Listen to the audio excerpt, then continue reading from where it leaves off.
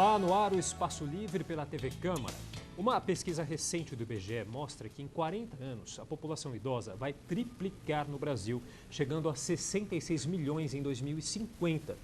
Na medida que a população idosa aumenta, há um crescimento também de doenças crônicas e incapacitantes. E para falar um pouco sobre as doenças na terceira idade, nós recebemos a geriatra Carla Sarmento. Olá, Carla, seja bem-vinda ao programa. Muito obrigada pelo convite. Bom, a ciência tem avançado muito, consequentemente, a expectativa de vida também.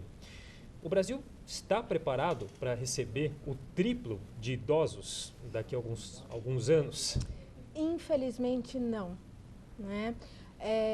O nosso sistema público deixa muito a desejar em relação à atenção com o idoso, né? E a rede particular também, né? Somos um número insuficiente de geriatra e mesmo na atenção em casa, né, com o familiar, temos dificuldade em administrar as dificuldades do idoso.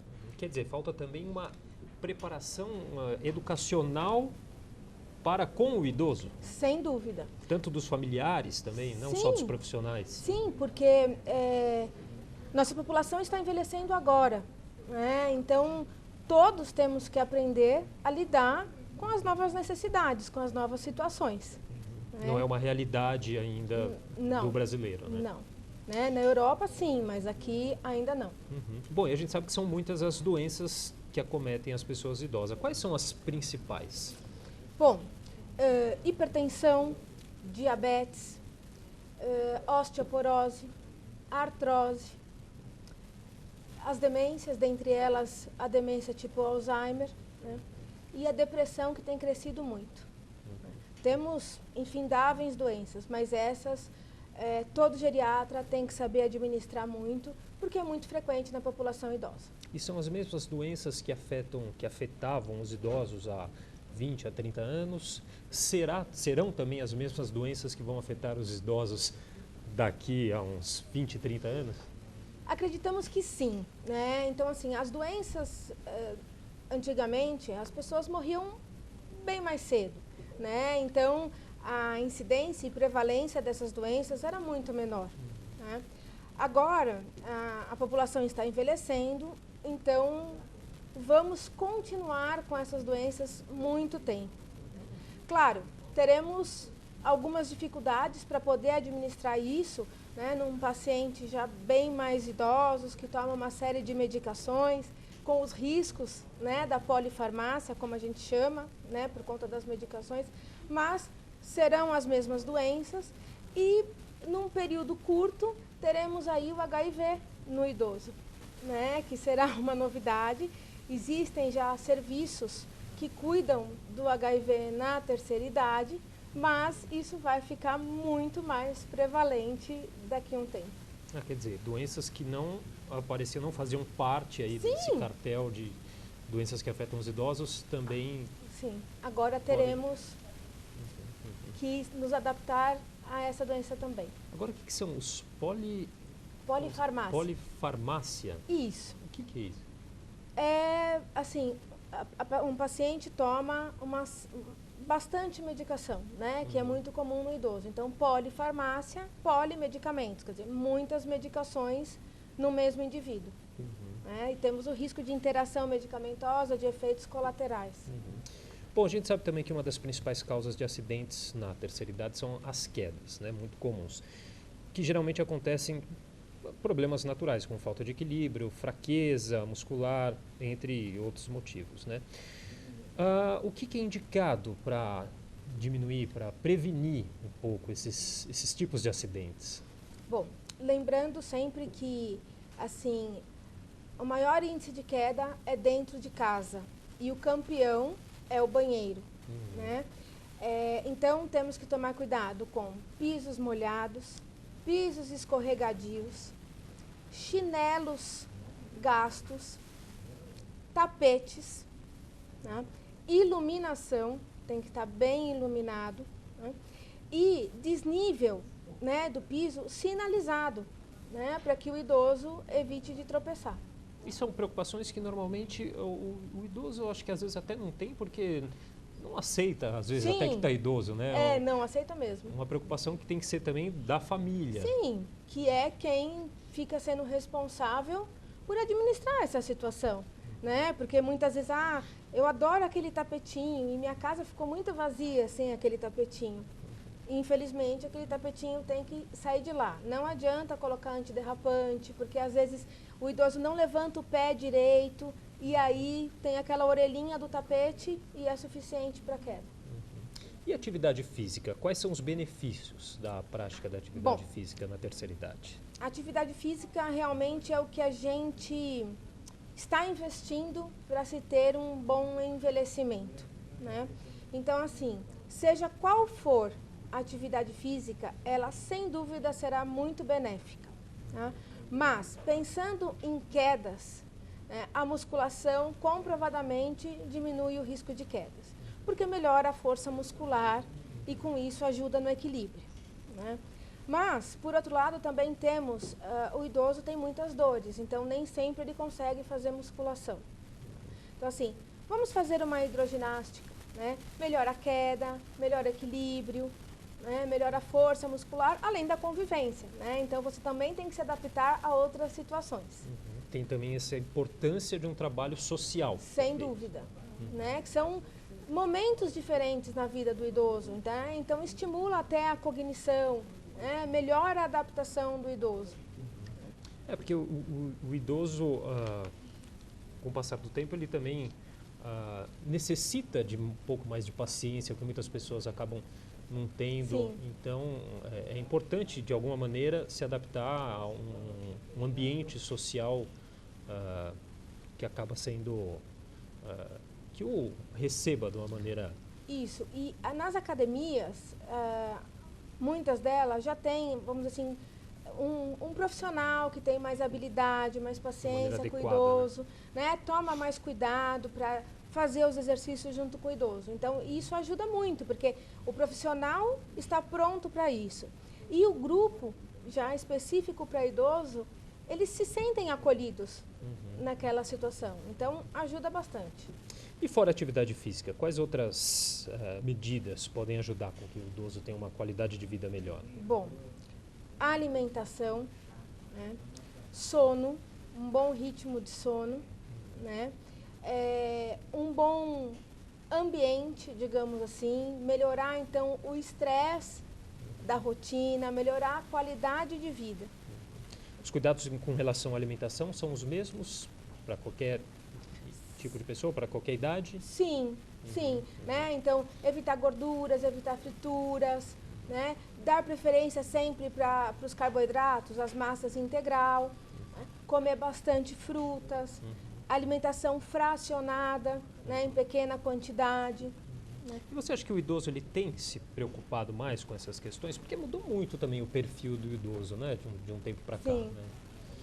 O que é uma coisa muito boa. Sim, sim, sim. Ele está mais preocupado com a própria saúde? Está.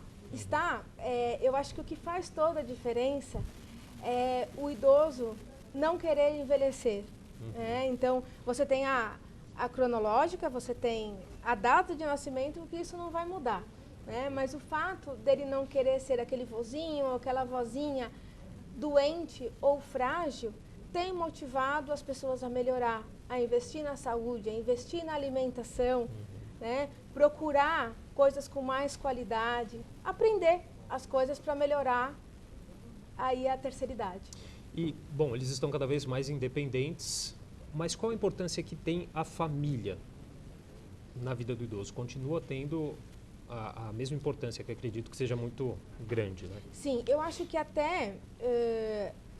fazendo uma comparação, assim, quando somos crianças ou até adolescentes, que a gente depende muito da nossa estrutura familiar, o idoso também, justamente porque a nossa sociedade não é preparada para o idoso, né? Então, ele precisa de uma atenção melhor, né, no contexto familiar. Então, alguém que possa dar um suporte com as medicações, explicar as medicações, ver, conferir se está tomando no horário certo, na dose certa, prestar atenção o quanto esse idoso está comendo, o quanto está se hidratando. Cuidado com a higiene, que muitas vezes o idoso não percebe que está em falha com a higiene. Então, assim, realmente a família tem que se voltar um pouco mais ao cuidado com o idoso. Entrando nesse gancho de a sociedade estar ou não preparada, né, para conviver com o idoso, a gente tem uns dados aqui, ó, que na região sudeste, a região sudeste é que tem o maior percentual de pessoas com mais de 60 anos, 10,2%. E o menor, a região norte, com 6,3%. E o dado mostra também que a maioria dos idosos brasileiros vive nas grandes cidades. 81% deles estão nas áreas urbanas. As capitais com maior proporção de idosos são o Rio de Janeiro, com 12,8%, e Porto Alegre, com 11,8%. Mas e aí, doutora, as cidades estão preparadas para os idosos? Não, na realidade eu acho que os grandes centros estão um pouco melhores, mas mesmo assim está muito aquém ainda. Até numa situação simples, acessibilidade. Nós temos dificuldade de andar na cidade, né? Imagina um idoso, né? E aí tem a cultura, né? O cuidado com o idoso, o ajudar um idoso, ou prestar atenção, ou a gente diminuir o nosso passo para ajudar, né? E tem a parte política, a parte social, que realmente está muito ruim. A gente vê agora a prefeitura se preocupando bastante com a parte de zeladoria da cidade, em pauta a questão também das calçadas, né? De arrumar, de melhorar as calçadas, que também pode ser um perigo, aí, uma armadilha para os idosos, né? Uma calçada mal cuidada. Né? As quedas, né? Não é só em casa, né? Que pode acontecer o acidente. Ainda mais, o idoso ele está mais independente, ele está saindo mais de casa, né? Está fazendo mais coisas sozinho. Então, temos que prevenir problemas fora de casa também. Sim. Dados da Organização Mundial da Saúde e da OMS mostram que de 15% a 20% da população mundial é afetada pela artrose e cerca de 70% a 80% da população com mais de 65 anos possui essa doença. Por que tantas pessoas são afetadas e o que é a artrose, doutor? Muito bom. Uma grande dúvida que as mulheres têm, falo as mulheres porque 80% são mulheres. São acometidas, né, pela doença. Isso. Então, assim, a grande dúvida é osteoporose ou artrose, né? Osteoporose não dói. Significa osso fraco, osso poroso, que tem facilidade de se quebrar. A artrose é um problema na articulação, né? Então, e essa dói? Dói, essa provoca dor, né? É como se um osso ficasse batendo no outro, não tendo o amortecedor, que é a cartilagem. Né? Então, por que a artrose acontece? Né? Porque utilizamos as nossas articulações constantemente. Então, temos o excesso de peso, que é uma doença mundial, a obesidade. E acaba sendo um agravante. Exatamente. Né? A falta de atividade física. Então, os nossos músculos ficam menos condicionados e não dão estabilidade para a articulação. Né? Então, quando fazemos atividade física, a gente estabiliza a nossa articulação e, com isso, melhora a dor. Né? Temos algumas medicações que mudam a evolução da doença. Só que, para elas fazerem um bom efeito, elas têm que serem iniciadas logo no começo dos sintomas. Porque, quanto antes. Exatamente. Senão, elas não vão dar um bom efeito. Agora, a osteoporose, ela comete cerca de 10 milhões de brasileiros e 200 mil pessoas morrem anualmente em decorrência de complicações das fraturas. Sim. Ou seja, acaba sendo um problema grave, né? E as mulheres, como você já disse, apresentam uma maior facilidade de desenvolver a osteoporose do que os homens, né? Por que isso acontece, doutora? Isso é por conta da diferença de hormônio, né? Homem e mulher. Né? Então, a mulher entra na menopausa e aí temos uma grande mudança hormonal do estrógeno, da progesterona, né? E aí começa uma alteração óssea, né? Então, você começa... o nosso osso, ele tem uma remodelação constantemente. Quer dizer, ele vai se produzindo, vai se gastando. E depois da menopausa, a produção, né, fica muito menor. Então, o osso começa a ficar muito mais fraco, mais poroso. Como a gente viu, pode acabar cometendo problemas mais graves, como até mortes em decorrência de complicações das fraturas. Sim, porque, veja, você já tem um idoso que tem uma doença, uma saúde mais frágil, você tem uma queda, uma fratura, ou então fratura e depois cai pela própria fratura e pensa num risco cirúrgico desse paciente, né? As complicações da cirurgia, né? Colocar uma prótese, ter que reaprender a andar, ficar mais acamado, né? E aí vem as complicações de um idoso acamado. Então, assim, temos que cuidar muito bem da osteoporose e das quedas. Sim. E existem algumas medidas de prevenção que são tomadas pelos órgãos responsáveis públicos na parte de geriatria, porque a gente percebe que a prevenção tem um papel fundamental, Sim. né? Você acha que é bem trabalhada essa questão da prevenção na área de geriatria? Infelizmente não, né? Isso demanda custo, demanda tempo, né?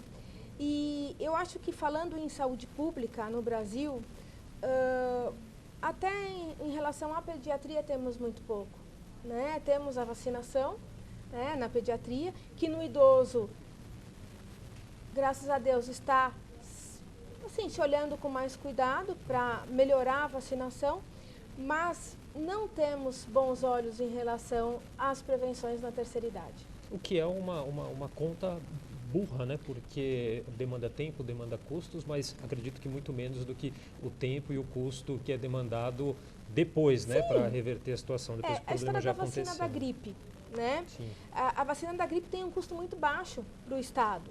E uma internação num idoso por conta de uma complicação da gripe não vai ficar menos de uma semana. Então, o custo é muito desigual. Bom, vamos falar um pouquinho sobre o diabetes, que também é muito comum na terceira idade, né? Um problema que afeta também muitos idosos. Sim. Como é que é? Explica um pouquinho o que é o diabetes, Então, como que ele afeta as pessoas. O diabetes, a população sempre fala que é o açúcar no sangue, Sim. né? Então, assim, o nosso pâncreas, que é onde produz a insulina, não consegue digerir adequadamente os carboidratos, que são os açúcares também. Com isso, você tem uma quantidade de glicose aumentada na circulação, né? E a glicose, em quantidades, num valor, numa taxa mais alta, acomete vários órgãos a médio e longo prazo, né? Então, a microcirculação do olho, e por isso a pessoa perde a visão, os micronervos da perna, do pé, e aí temos o problema das pessoas fazerem ferida nos pés e não perceberem, né? Aumenta o risco cardiovascular, então de infarto, de AVC, né? Tudo isso por conta da glicose, né? Que ela vai destruindo a microcirculação, né? A microvascularização e a parte dos nervos também. E aí afeta tanto homens quanto mulheres da mesma maneira? Sim, praticamente da mesma maneira, né? Então, assim, o homem, ele se cuida muito menos do que a mulher, né? Eu acho que com o nosso envelhecimento, temos que tomar mais conta do nosso companheiro, do nosso pai, né? Ir se cuidar mais cedo, para evitar as complicações, né? O diabetes é uma doença muito prevalente, tem vários tipos de tratamento, tem medicamentoso, podemos fazer atividade física, alimentação, né? Até chegar numa insulina, né? Mas, hoje em dia, uma pessoa perder a qualidade de vida por conta de um diabetes mal cuidado é muito triste, né? Dá para prevenir. Dá para prevenir e dá para se cuidar muito bem. Você acha que os idosos estão se cuidando mais hoje em dia, né? Sim, muito mais. Bom, são muitos os problemas. Tem uma outra doença comum, não sei se a gente pode chamar de doença, mas acho que sim, a depressão, né? Muitas vezes também confundida com o Alzheimer, um tipo de demência, né? Quais que são as diferenças, doutora? A depressão, o Alzheimer e o quanto isso afeta os idosos?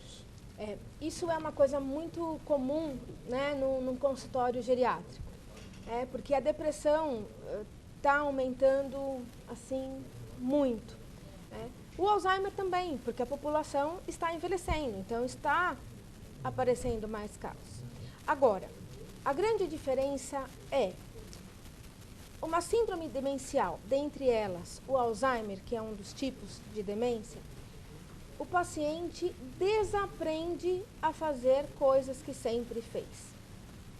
Então, não é aquela situação que a pessoa sai da sala e chega na cozinha, meu Deus, o que eu vim buscar aqui? Eu não me lembro mais. E aí volta e aí se lembra. Não, isso é um esquecimento por déficit de atenção. Isso até eu faço. Sim, né? Normal. Temos o celular que anotamos as coisas, sim, os papeizinhos, isso faz parte, né? Agora, de repente, vamos falar de uma senhora que sempre cozinhou uma torta muito bem. E aquela torta nunca mais consegue sair do mesmo jeito, né?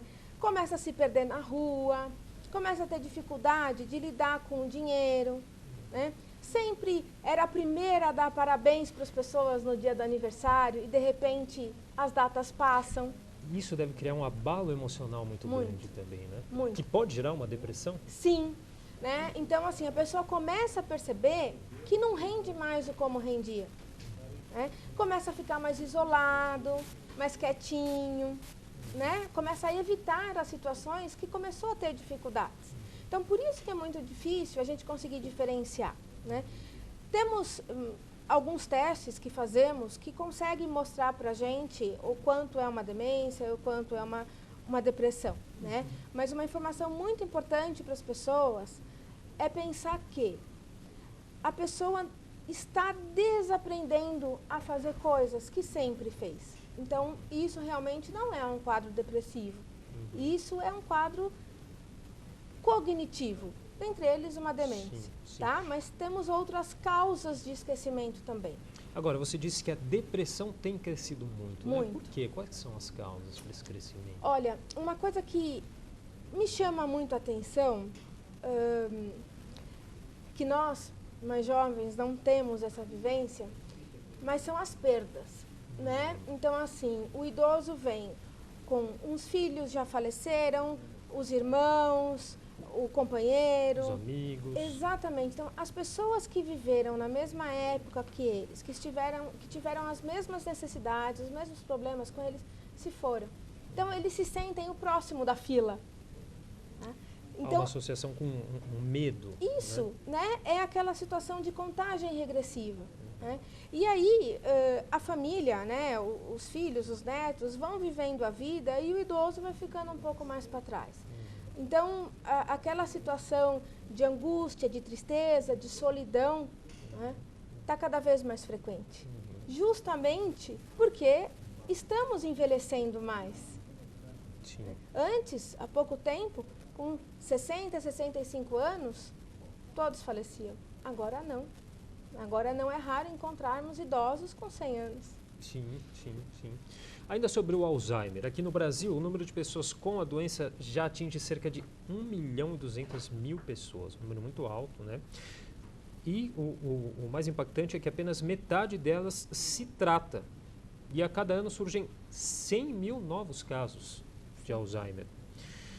A estimativa é de que esse número dobre até 2030, segundo a Associação Brasileira de Alzheimer. O primeiro sintoma é sempre essa perda de memória. Sim. Algumas falhas, digamos assim, algumas dificuldades, melhor dizendo, né? Porque saber o quanto é memória é complicado, né? Mas assim, a dificuldade de aprender coisas novas, de fixar informações novas e de desaprender o que sempre fez muito bem, tem que chamar a atenção. Isso é percebido pelo idoso? Ou é mais fácil um familiar perceber? E qual que é a importância que se tem de perceber isso o mais rápido possível? Então, normalmente, o idoso, ele menospreza esses sintomas. Ele põe culpa na idade. A família é quem mais se incomoda e quem percebe essa situação. Porque começa a atrapalhar na rotina da vida, da família, da casa. Tá? Então, normalmente é o familiar que traz essa queixa. Né? Quando o paciente traz a queixa, via de regra, é déficit de atenção ou alguma ansiedade, né? E não uma demência, um quadro cognitivo. Ou seja, é mais fácil para as pessoas próximas perceberem Sim. e fazer o diagnóstico, né? E existe cura para Alzheimer? Não, infelizmente não. Nós temos medicações que, feito o diagnóstico, né, iniciamos com as medicações. São apenas 4 substâncias que temos no mundo para tratar Alzheimer e outras demências. Né? Então, assim, não temos muitas opções. O Alzheimer não tem cura. As medicações servem para que a doença evolua mais lentamente. Bom, tem uma outra doença também bastante frequente, que é o mal de Parkinson, né? Uma doença que atinge muito os idosos. É isso mesmo? Sim. Ainda bem que muito menos do que o Alzheimer. Né? E a grande diferença é que as pessoas ainda confundem, né, o Parkinson com o Alzheimer. Né? O Parkinson é aquela doença... Também é uma doença neurológica, sim, né? É uma doença neurológica, degenerativa, mas que inicialmente acomete os membros, a parte motora, não a parte de memória, de conhecimento. Né? Então, é aquele idoso, aquela pessoa, muitas vezes até jovem, 50 anos, que mesmo parada tem tremor, né? Num lado ou no outro. É um tremor fino, mas tem tremor no repouso. Tá? Mas a cognição, a memória da pessoa é preservada. Tá? Só será afetada numa fase bem avançada da doença de Parkinson. Né? E pergunto novamente, quais são as causas? É decorrente do envelhecimento ou tem outras causas associadas? Então, é a deficiência de um neurotransmissor, tá? Como se fosse um hormônio no cérebro que fica em falta, tá? Só que o Parkinson, ele pode acometer pessoas mais jovens. Vamos dizer, com 50 anos você tem pacientes com Parkinson. Já. Agora, tem alguma coisa que pode contribuir para que ele apareça mais rápido até? Então, alguns estudos falam que traumas, né, na cabeça, então tem a história do box, né, que Sim. isso pode provocar um Parkinson, né, acidentes automobilísticos graves. Né. Algumas medicações podem provocar um parkinsonismo, né, que é um pouquinho diferente do Parkinson, mas para quem olha é um quadro muito parecido. Que tipo de medicação, doutora? Medicações, por exemplo, para labirintite, Vertix, Estugeron, né, que é sinarizina, flunarizina.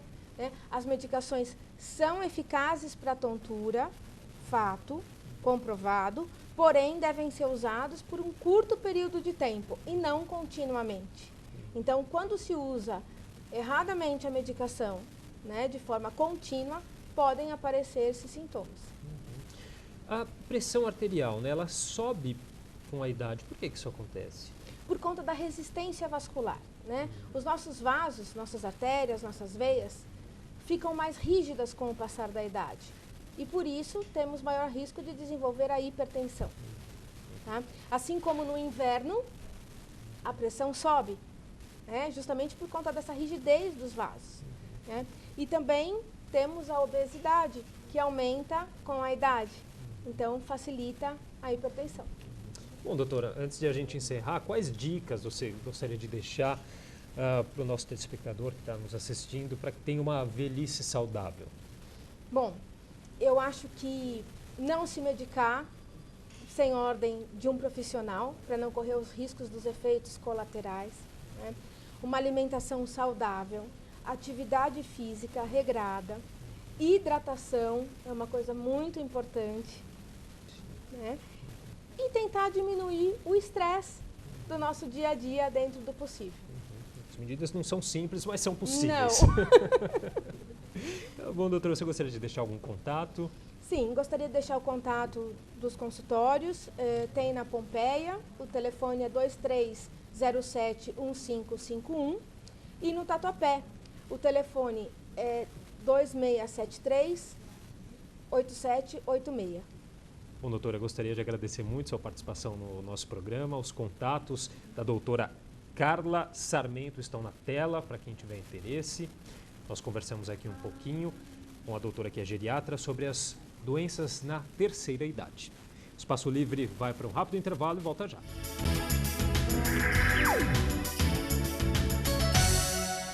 De volta com o Espaço Livre.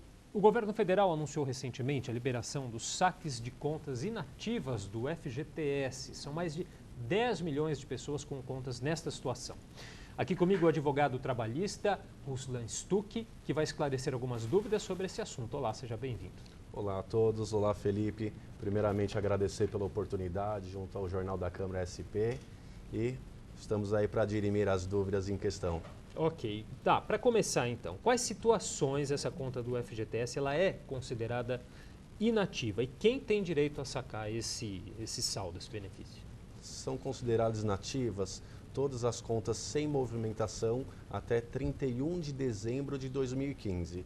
Então, todos os trabalhadores que não tiveram movimentação após esse período, seja por um pedido de demissão ou seja pela extinção da empresa, têm direito a fazer esse recebimento do valor do fundo de garantia. Bom, essas contas elas precisam estar inativas, como você disse, no mínimo desde 31 de dezembro de 2015, é isso? Isso, 31 de dezembro de 2015. E existe algum tipo de restrição quanto à conta ser antiga demais? Não existe essa restrição. O valor, independente do valor, o que tiver lá, a conta até 31 de dezembro de 2015, o trabalhador pode levantar esse valor. Agora a gente sabe, é uma medida aí, mais uma medida para tentar dar uma diminuída nesse problema que a gente vive da questão da crise financeira, né? Na sua opinião, isso vai ajudar? São, se eu não me engano, mais de 30 bilhões que devem ser injetados na economia, né? Tem um impacto significante? Isso mesmo. O governo federal fez uma previsão de injetar na economia 30 milhões. Só lembrando que de direitos 30 mesmo... bilhões, né? 30 bilhões. Sendo que de direito mesmo está em torno de 40 bilhões, mas muitas pessoas não vão retirar, muitas pessoas vão ser desconhecedoras desse direito, por isso que até a importância dessas reportagens para mostrar para a população que tem direito à retirada nos casos em questão. Então, 30 bilhões certamente irá fomentar a economia, lembrando ainda que os valores a serem retirados não são valores de grande monta. Então, certamente será feito pequenos pagamentos, pequenas compras, e isso deverá aquecer a economia aí nesse ano de 2017. Agora, é possível a pessoa ter mais do que uma conta inativa? Sim, é possível sim. Pode ocorrer erros. O certo é cada pessoa ter somente uma conta no fundo de garantia cadastrada pelo número do PIS. Mas existem pessoas que têm 2 números do PIS, 3 números. Então, o que acontece? É aconselhável, né, a Caixa Econômica Federal fazer a identificação do PIS pelo CPF, para ver se a pessoa tem mais de um número de PIS. Então, se a pessoa achar que teve uma empresa que não está constando no seu número do PIS, faça uma pesquisa para ver se tem mais que uma inscrição. Isso pode acontecer e acontecia muito antigamente. A pessoa perdia, extraviava a carteira de trabalho, aí quando ia fazer uma nova carteira, tirava essa nova carteira com o novo número de PIS. Então isso pode acontecer. Então, só lembrando, essa pesquisa pode ser feita aonde? Na Caixa Econômica Federal. Na própria Caixa Econômica. Dá para ser feito também pela internet? Não, somente pela Caixa Econômica Federal. Nas agências mesmo. E aí, no caso, se tiver mais de uma conta, pode sacar o crédito dessa outra conta também, de mais de uma conta, no caso. Sim, pode sacar, se tiver 3 contas, se tiver no requisito, pode sacar das 3 contas. E não existe também um valor máximo permitido para fazer esse saque? A Caixa Econômica Federal, nas negociações, quando estava no estudo, estava querendo dispor até 10 salários mínimos dessa retirada. Teve esse debate, essa informação, né, que foi veiculada. Eles falaram que a ideia disso era os trabalhadores retirar, fazer o pagamento de pequenas dívidas ou pequenas compras, e se a pessoa retira mais que 10 salários, ia estar a intenção de fazer investimentos. Mas o Eliseu Padilha, o ministro da Casa Civil, bloqueou esse assunto junto com o atual presidente, no sentido de liberar o valor que está lá depositado. Então não vai ter restrição. O valor que a pessoa tiver inativo na sua conta do fundo de garantia até 31 de dezembro de 2015, poderá retirar o valor total. E essa medida, então, agora ela vale para a pessoa também que é mandada embora por justa causa? Isso. Que antes não era possível, né? Essa dispensa vai todas as pessoas, a pessoa, o trabalhador que pediu demissão, ele tinha um fundo de garantia bloqueado. também acontecia com o empregado que tinha a rescisão do contrato por justa causa. Também ele não tinha como fazer a liberação do seu fundo de garantia. Com essa medida, seja o que pediu a conta, seja o que foi mandado embora por justa causa, vai poder retirar esse valor. E é um dinheiro que a pessoa está ali, é disponível para ela usar da maneira como ela bem entender. Né? A gente acaba relacionando muito o FGTS para a compra do imóvel, né? Ou para qualquer emergência, no caso de um desemprego, mas esse dinheiro está livre para a pessoa usar do jeito que bem entender. O governo não dispõe uma forma concreta, não foi aliada a nenhum gasto. Então, quem conseguir retirar esse valor do fundo de garantia pode usar da melhor forma possível. Lembrando, como sugestão, primeiro pagar as dívidas, né? E depois, sobrar algum valor, aplicar um investimento que todos os investimentos considerados seguros no Brasil têm uma maior rentabilidade do que a correção do fundo de garantia. É isso que eu ia falar. Mesmo a própria poupança tem um rendimento né, maior. Infelizmente, a TR, o fundo de garantia, até alvo de ações judiciais que estão em andamento sobre a correção, porque ela é corrigida pela 3% mais a TR, que é a taxa referencial. O ano 2016 deu um pouco, aproximadamente 5% em 2016. Bem abaixo da inflação, ou seja, até perdendo o poder do dinheiro, e bem abaixo da poupança, que virou em 2016 em torno de 8,3%. Bom, agora se a pessoa também não quiser fazer o saque desse dinheiro, ela tem essa opção de não sacar, de deixar o dinheiro lá do FGTS. Isso. Pessoa que não tiver esse interesse, ele pode deixar parado o dinheiro do fundo de garantia, que terá a correção mesmo imposta aí pela Caixa Econômica, pelo governo, normalmente. Agora, essa injeção de dinheiro na economia, vai surgir um impacto imediato? Eu acredito que sim, porque a liberação do fundo de garantia já está com um cronograma, se eu não me engano, dia 13 de março começa a liberação até o dia 14 de julho. Então, é o segundo, vou falar assim, quase o segundo trimestre, né, do ano de 2017. Então, com isso já vai ter, eu acredito, no segundo semestre, um impacto direto na economia com a injeção desses 30 bilhões de reais. Agora, levando em conta, né, a quantidade de pessoas que têm sido mandadas embora, têm sido demitida nos últimos anos, em decorrência da crise, é possível que esses números aí sejam até maiores do que os próprios já divulgados pelo governo? Eu não acredito não, porque por causa da crise geralmente veio muitas demissões, né? Demissão por culpa do empregador. Então, quando é demissão por culpa do empregador, não entra nessa nova medida do governo. Ele já conseguiu retirar o seu valor depositado do fundo de garantia. Eu acredito que a estimativa do governo não será mudada em razão dessas demissões até futuras ou as que aconteceram no nosso período da crise. Agora, para o contribuinte consultar o saldo, aonde que ele pode consultar, aonde que ele pode fazer esse saque e, como você disse, a partir de dia 13 de março até o dia 14 de julho, né? Isso. Então, vamos lá, onde que ele pode consultar? E aonde que pode ser feito o saque? A consulta pode ser feita através da internet, existem até aplicativos de celular para fazer esse cadastro, basta ter o número do PIS, uma senha, se você não tiver a senha você consegue cadastrar pela internet no seu primeiro cadastro e com isso ele consegue ver o valor do seu fundo de garantia. Caso a pessoa não tenha essa habilidade de mexer com a internet, ele pode dirigir a uma agência da Caixa Econômica Federal e pedir o seu saldo do fundo de garantia ou através do cartão cidadão, nos terminais de autoatendimento da Caixa. E esse saque vai ser feito em dinheiro ou transferência para a conta da pessoa? Isso já foi disciplinado a escala, o prazo de retirada, os locais de retirada ainda vão ser informados pelo governo. Mas os cronogramas saem agora em fevereiro, os cronogramas vão né? sair até por data de aniversário, né?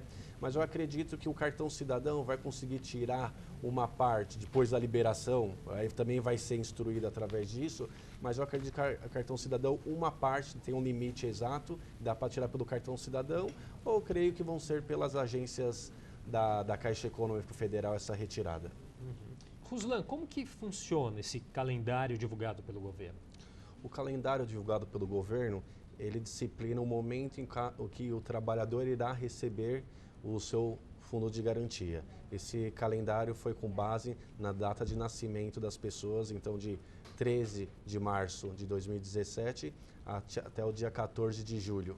Ou seja, ele é escalonado pela data de aniversário do trabalhador? Isso mesmo, é escalonado pela data de aniversário. É possível também fazer essa transferência para outros bancos da pessoa? Sim, é possível. A Caixa Econômica Federal, na década de 90, ela passou a ser detentora de todos os depósitos de fundo de garantia, o que não acontecia antes da década de 90, né? E com isso, se a pessoa tiver conta na Caixa, tem a opção de deixar na Caixa Econômica Federal ou pode ser transferida para qualquer banco na qual ele tenha conta. Agora eu ouvi dizer também pessoas pedindo antecipação desse dinheiro. Isso, e os bancos, claro, cobrando juros por essa antecipação. Quer dizer, é uma medida que realmente está acontecendo e é legal? Tá. Essa medida está acontecendo.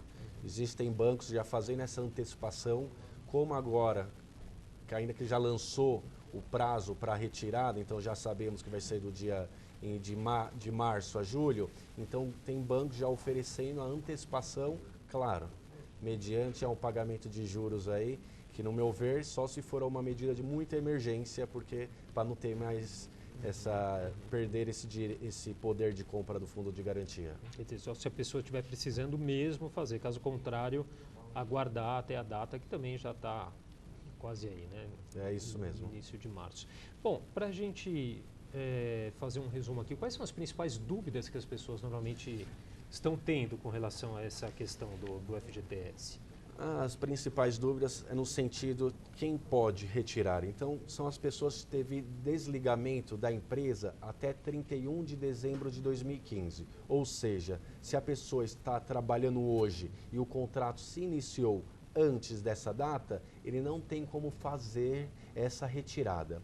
Um outro caso que a pessoa vai conseguir fazer a retirada é que se ela teve um contrato encerrado antes de 31 de dezembro de 2015 e após esse período, seja em 2016, seja em 2017, começou um novo trabalho e ela vai poder tirar o fundo de garantia desse emprego anterior na qual ela teve o registro do fundo de garantia. Essas são as maiores dúvidas e o cronograma ainda que será lançado será aí publicado aí pelo governo federal.